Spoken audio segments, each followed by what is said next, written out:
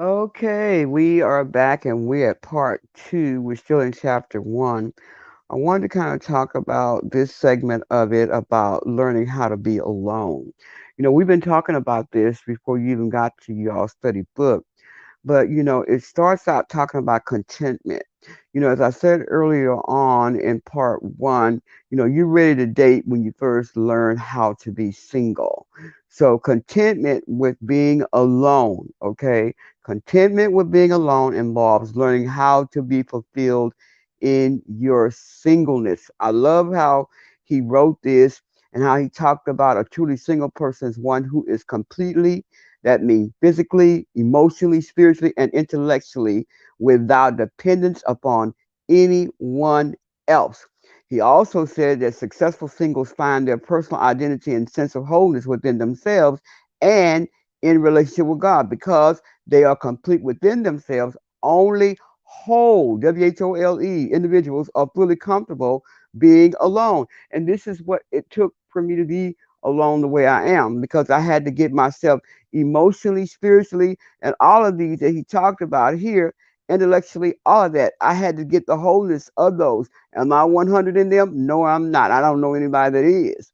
But what I am saying is that I had to get my identity, my sense of worth, my self esteem, those things that I was being challenged with emotionally, anything that I was jealous of anybody else about because of where they were or what have you, or those people I felt that they need to be around me to make me feel successful singleness means that you find that your personal identity and your sense of wholeness within yourself and the relationship with God is what's going to get you to understand why it's important for you to understand how to be alone. This means now you're moving into another realm of understanding what's most important to you to make you feel comfortable, to make you feel complete without feeling that somebody else is going to have to be around or do a thing or encourage you in a way that's the only way you're going to be able to get up and do anything.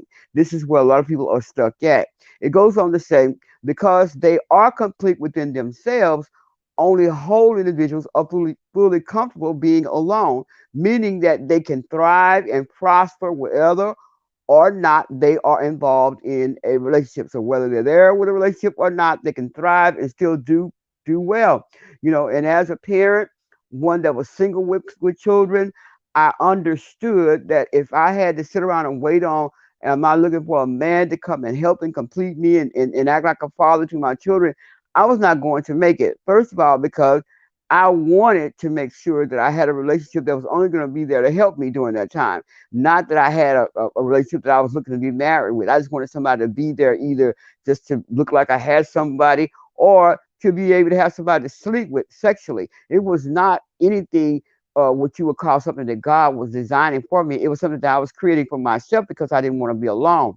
It says, for such people, a relationship is an added blessing. It is an icing on the cake.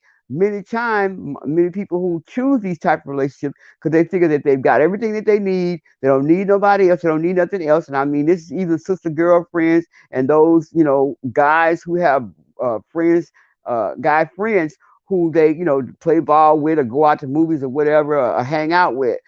Same thing with us girls. We have our girl time, but we need to understand, as it says here, a truly single person is one who is complete and physically, emotionally, spiritually, and intellectually without dependence upon anybody else. You're not going to be able to have anybody else fulfill you there. It's just the bottom line. It says a whole person is one who has, first of all healthy, a healthy self concept. So why? Because many people struggle with feelings of inferiority and self hatred, and that's what I had. I had a lot of self hate. I hated myself because of what I was learning as I came up as a black sheep. I hated myself because what I was learning that the reason why I couldn't, get or receive like from my mother the way my siblings did, maybe because my hair wasn't good enough, or maybe I was bigger than them in size, or what have you. Maybe I didn't talk like them or walk like them, things like that. Or maybe I was just one that was never anything good enough.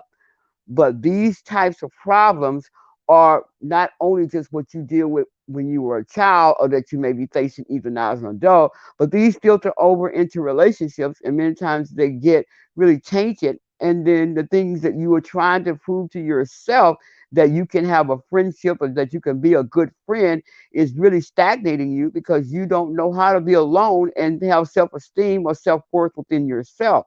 It goes on to say a healthy self-love is critically important to personal wholeness because it affects every other relationship. Just like I said, and we understand, like Jesus is saying here, it says, someone asked Jesus, what was the greatest commandment of all? Jesus says to love the Lord your God with all your heart, with all your soul, and with all your mind.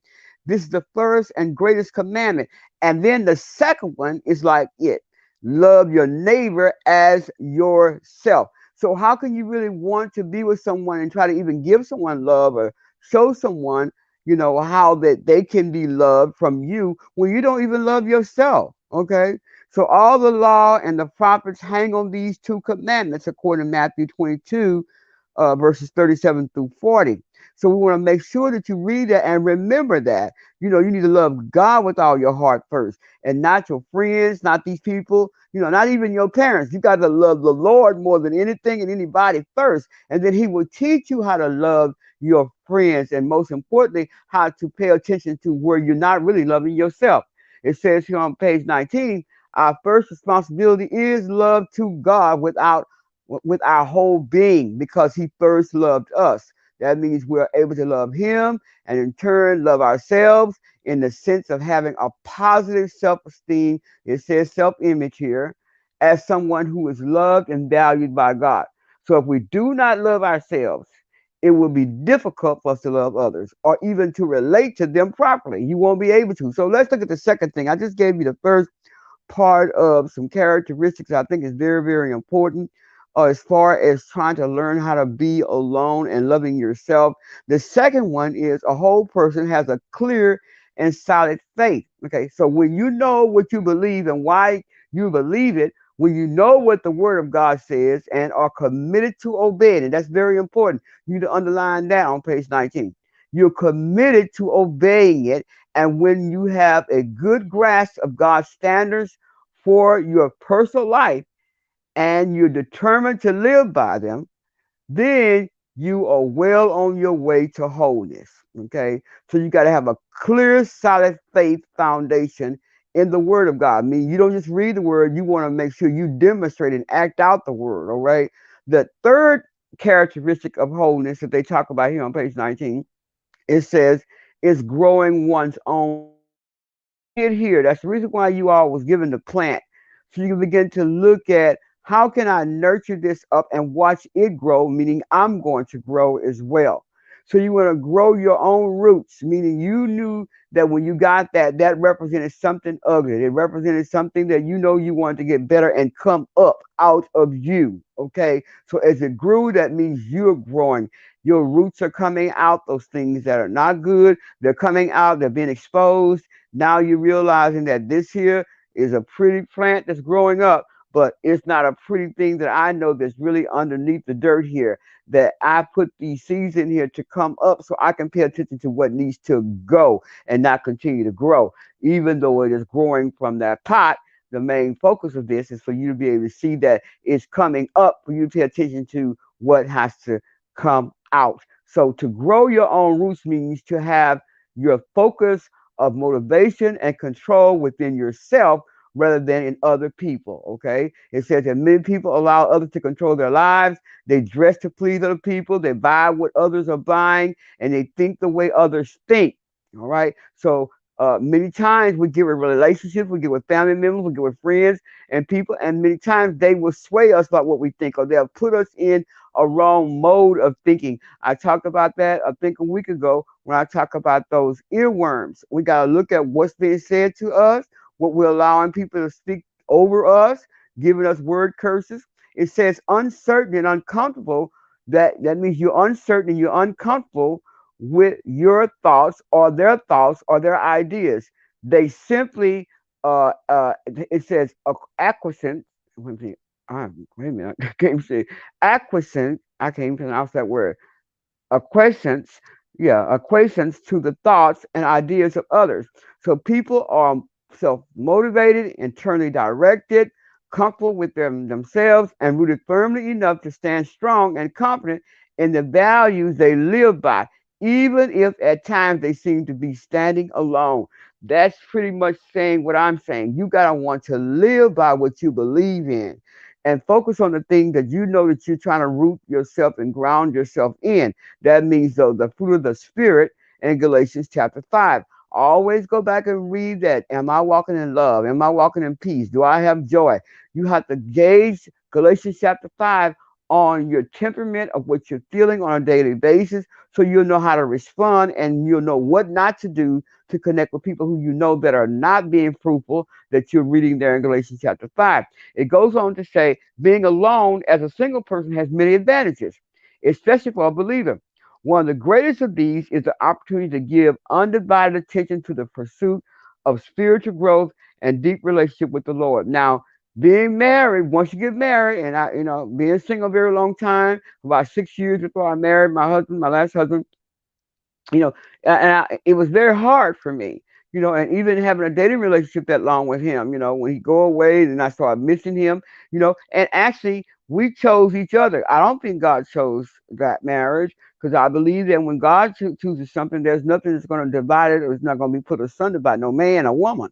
Okay, so this is the reason why our greatest opportunity to understand how to have this undivided attention to pursue the things of God will help you to know how to serve your husband or be with your mate while you're dating them because now you all respect each other, you have the same faith ideas, and you both know how to be alone without thinking that you are lonely and being left alone. Okay? Because married people, even when they're committed as a believer, it says, must divide their time and attention between spiritual pursuits and everyday demands and challenges of married life. So you got to know how to divide your time up with your mate, how to divide your time up to spend in your prayer closet with God, and how are you going to divide your time up if you have children? Okay, you're going to need to know how to do this, and not to mention if you develop a ministry, you got to know how to divide your time up. It says in this first letter, which means the First Corinthians, it talked about what Paul said that he made everything clear in this chapter that the very point in describing the value of singleness, he wanted us to understand that you got a choice. It's better, how they say, it's better to marry than burn. But at the same time, our flesh is craving for attention. It's craving for us to understand what it is that I need to do so I can make sure that this person know I really want to be with them and I really like them. And it don't have to be sexual. It can just be a friend. You want to spend time with them. You want to do things with them because you like their company. But it says here, because of the present crisis, Paul said, I think that it is good for you to remain as you are. Meaning, if you're single, remain single. And are you married? Do not seek a divorce. That's what he was talking about in that chapter. Are you unmarried? Do not look for a wife. Okay, he's telling the man, if you're not married, don't look for no wife. He says, but if you do marry, you have not sinned. Okay, all right. And if a virgin marries, she has not sinned. But those who marry will face many troubles in this life and I want to spare you this. This is what he was saying, and I want to read it to you. You go back and you read it in 1 Corinthians chapter 7, verse 26 through 28, and then you'll jump down to verses 32 through 35. But this is what it says here. I'm going to read it because I need you to meditate on it and I need you to understand it because we just had this discussion in our Bible study. It says, I would like you to be free from concern. An unmarried man is concerned about the Lord's affairs. How can how he can please the Lord? That's what he's concerned about. But a married man is concerned about the affairs of the world. How he can please his wife and his interests are divided. Okay, now he's got those divided from the world and his wife. It goes on to say an unmarried woman or virgin is concerned about the Lord's affairs. Her aim is to be devoted to the Lord in both body and spirit. Okay, so just imagine when you're married, you got to be have yourself divided in with spending time with the Lord and with your husband. But here's the best part about being single, though. It says you got to aim to devote yourself to both body and spirit. Not just to your husband, but also to God. But it says, but a married woman is concerned about the affairs of this world, how she please her husband. Okay, She's got to figure out how she's going to please him. This is why Paul said, I'm saying this for your own good, not to restrict you, but that you may live in a right way in undivided devotion to the Lord. Meaning, if you're going to be single, that means you need to be single and dedicating your life to the Lord until God sends you the man that who finds you is who he wants to be with you. And then not does he just find you and you're saying yes, just because he's thinking that may be who God sent, not necessarily what you believe. This is why it has to be prayerful time to learn how to be alone so you can hear God when he's talking to you. You know, Paul counsels us very well in this chapter, 1 Corinthians chapter 7. He counsels to singles and he's telling them this is to show us that this time in our lives is to pursue the Lord's affairs, okay? To grow in undivided devotion to him. So that means you're going to learn how, while you're single, you know how to, have your undivided attention, focusing on God, focusing on the word, praying so he can fulfill everything that makes you feel lustful, make you feel weak, make you feel, that you feel empty and not enough. He says, unfeathered by the ties of marriage or other serious relationships, single people are free to concern themselves wholly with the things of God, which is true because that's what I do. My life is surrounded about Bible study. I'm always buying books to learn more about the Word of God and words that I can learn and lessons that I can do to help other people. Okay. He says we should make the most of this time in our lives. Why? He said, because we need to learn to grow deep with God and to love Him by yourself first. That means while you're trying to get with a mate to say, I'm going to be married, I'm going to get a husband that I know that's going to church with me and my children are going to church with me as a boyfriend or girlfriend. That does not mean that you're learning how to be single, because that means you want someone to always be with you to be able to do something or to feel like that this is someone that this is God is sending to you in your life to make you feel complete. But that does not mean that. You got to learn how to go to church alone. You got to learn how to pray alone. So that means you don't want to rush into any relationship unless God has put this relationship together. And then when He has done that, you're learning how to really be in this undivided way because you're learning how to be single before you get with anyone to date. It goes on to say, get your spiritual roots firmly embedded in God now. Why? Because once you get seriously involved with another person, particularly in a marriage relationship, meaning you're going to now get engaged with somebody, he says that your time and attention will be divided between that person and your devotion and service to God. So that now you got to figure out how you're going to do this and really give God some real, true time, for Him when He knows that you're not rushing to go away, you're not trying to hurry up to make sure that the boyfriend or the fiance don't feel or feel that they're being shot, slighted because you gone on, you got to go pray and you got to go talk to the Lord. When you're single, nobody orchestrates this but you and God. But once you get a mate, this is the reason why you should never rush in trying to be married or rush in trying to get yourself to feel connected or to be in a relationship when you're not ready for that because you don't even know how to be single yet. Okay. Because once you become single, as I said earlier on, now the wholeness starts to come so that your half of who you are in the wholeness of what you learn about yourself, now you can take that half of who you are. Now God has given you a mate that He believes that He's your husband. And now you're bringing that half of you that's supposed to be whole in the sense of knowing God and loving yourself. Now you can take that to someone else and then they can feel their wholeness and you feel your wholeness and singleness. That's how it becomes one in the spirit, okay? Because y'all both love God more than any flesh, more than anything, and all these other things of the world. It says to get your spiritual roots firmly embedded. That means now you're serious about when you get involved with another person, particularly in a marriage relationship. That means your time and your attention is going to be divided. But he says here to work to develop yourself fully as a single person, as I said earlier. Learn to be like Adam, as we talked about earlier on in part one. He was alone, but he was alone, but he was not lonely. Many of us feel like if we're feeling lonely that we need someone to fulfill that part of us that's making us feel lonely. And this is why a lot of people wind up in a bed with people and having sex outside of marriage and doing fornication, because they want to make sure the person knows that I really care about you. I've given you my body. And then many women has lost their virginity just for trying to get people to feel that I'm connected to you and you connected to me and we are one. When really this is not of God. This is of the flesh. Just like Adam, you need to get completely lost in God, not tomorrow, but today, so that you can grow whole in your singleness. And so become so consumed, he said, by God, when you do this, that he will have to interrupt you to bring another person into your life. That means he will say, now I have equipped you. You have learned how to be single. And now that you're whole in yourself through me, talking about the Lord, now he has to interrupt that and give you the opportunity to be with somebody else that he has told this man to go and see you. He found you.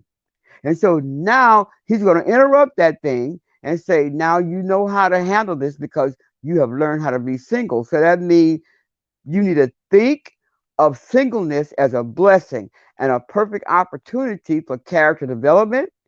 You need to also know that you will have fewer distractions, a single minded commitment, and a more open attitude because you will not be pressured by the need to please anyone except God. When you consumed by God, this means that he will have to interrupt this person or interrupt the situation that you not and got comfortable. Because I was very comfortable before I married my ex-husband. We lived together all that time and went in and out of a relationship. Then next thing you know, that now we're talking marriage. And I'm like, I really enjoy being single. But what it is that once you believe that God has put you together, then you're going to say, let me go ahead and see how I can do this. Now, by me being married before, I learned how to do, like a wife should do. But I really didn't want the marriage because I realized it was too much work. It was too much commitment to do what I'm supposed to do, as a wife, and trying to take care of my kids at the same time. So it says here on page 21, learn to be an asset first, okay? You should be preoccupied with preparing yourself for whomever God is preparing for you. I was not prepared. I didn't want to cook. I was very, single minded. I didn't want to do anything other than what I wanted to do and when I wanted to do it. But when we were dating, I was acting like a wife. And many of us do that. We do that with our friends. We go over and beyond what we should be doing. It says most people are so busy looking for the one God has prepared for them that they fail to prepare themselves for that person. You've got to make sure that you're working on your singleness so you can know how to be whole within yourself so that when you do get your mate, then God can use you and he can find you. He won't be able to find you and you be ready because you're too preoccupied with being single while you're looking for a mate. You need to learn how to be single. And then when your mate finds you, then it's not going to be hard for you to step into that place as a single, whole woman. So don't make that mistake. Use this time while you're single in your life to prepare first for yourself. Okay? Prepare yourself. I'm going to close out with this, and I'll come back another time and talk about seek first the kingdom of God, because many of you are getting in a relationship. They have no intention to be with God. But you figure your sex, you figure that, what you enjoy being with them, and they enjoy being with you, and that's enough. But it is not enough, because eventually you'll get with someone who you think that, oh, let me try them on for size. Let me see if it's going to fit right before I get with them, because I don't want to get with them and they're not making me feel good, or their sexual drive does not meet yours. These kind of things can cause a lot of problems when people commit adultery and get into all type of pornographic stuff and doing other things. So we need to look at what it's saying here, closing out here before I get to seek first God's kingdom. I want to close out with the statement that he said here. He said, true singleness is a sign of spiritual and emotional maturity. Very important. This is the reason why I bless God that you all are trying to get through this class.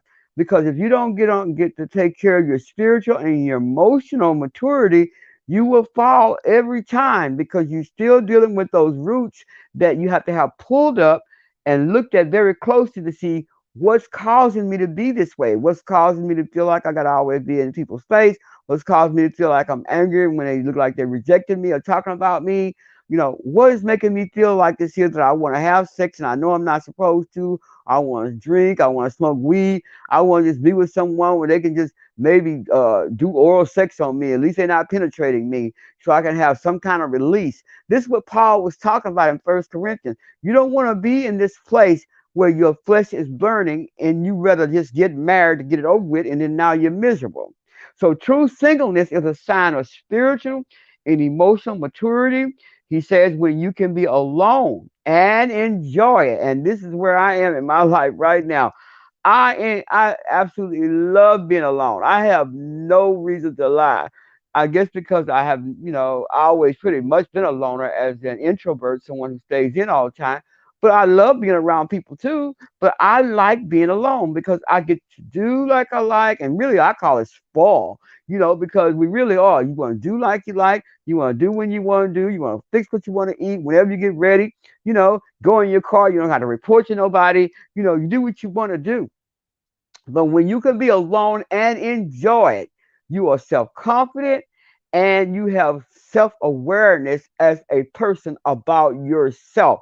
You know about yourself. You know what makes you sad. You know the company that you don't like to be around. You know the people who you prefer not to be in their presence, okay, because they ruin your day or they make you feel less than. So your self awareness is very important for you to know what am I feeling when I'm around them? Why do I feel like when I leave them, I feel drained? Or I feel like, they just make me so tired, or make my mind be wondering what are they thinking? I can feel the spirits coming from them, the way they act or the way they talk or the way they look at me or the way they handle me. You will know that God is ringing your bell about these relationships because it's in the emotional realm. It's draining you and you know it, but yet you just want to be around these people because you feel these are what's going to make you feel good. These are what's going to give you some joy. And it's not the joy of the Lord, it's the joy of the flesh. It says you are well adjusted, not needing other people's approval to feel okay about yourself. Now you've adjusted yourself to know how to be alone. You know how to be single. You know that your emotional and your spiritual maturity has come up, or you're working on it because you know what angers you. You know what frustrates you. You know what type of people you don't like to be around. So you're there and you're picking and you're choosing what's going to make you feel emotionally comfortable and whole. And sometimes God will allow people to be in your presence, that's going to, kind of, I say, fluff, move your feathers around a little bit where you're feeling too comfortable with yourself. Because sometimes God lets you know, look, you're not no island. You got to be with people. You got to enjoy people. But you don't have to tolerate these things that people are doing that's causing you some emotional torment or some emotional pain or making you feel rejected or less than. Okay. It says here that it means that you have now your act together and you're ready for a deep relationship, and you have discovered and accepted who you are and can now truly give and share yourself with others. You are ready to relate effectively now because now you've spent some time with God, and God alone is the one that's taking you and showing you who you are to Him and how much He loves you and how much you need Him more than anything and anybody. And when you really, really show Him that through love, through your undivided attention, meaning you're not trying to go and give everybody some attention and you won't spend not even an hour sitting or reading the Bible or sitting to read something that make you feel more fulfilled or much more mature. That's what these books are for, to get you to understand and prepare you for how to be alone and how to feel complete in you, because God is going to be the head of everything and everybody. You got to learn how to relate to yourself first. You got to be concerned about who you are as this first person, to walk uprightly and by the fruit of the Spirit, as I keep talking about in Galatians chapter 5. I got to go. We're going to talk later. And the next time when I come back, I'll talk about seeking first the kingdom. We'll talk about that, a little few nuggets out of it. And walking in agreement is very, very important, and work toward intimacy. We're going to talk about all of those off and on. But after we get back into our classroom, I want to go over what you have heard so far. I want to hear from you about where are you in these two categories that I just talked about in part one and part two, because we've been talking about them, but I want to hear from you about what you got out of this. But most importantly, where are you in this time that you have this all this time and you know that you still trying to find a way to get with someone, or are you feeling that you don't want to get with anybody, and you know, and really examine yourself about why. What has emotionally happened to you that you don't want to be around nobody? You choose completely to be alone. I gave you some of my reasons already. I want to hear yours. God bless you. I love you so much. We'll talk then in classroom.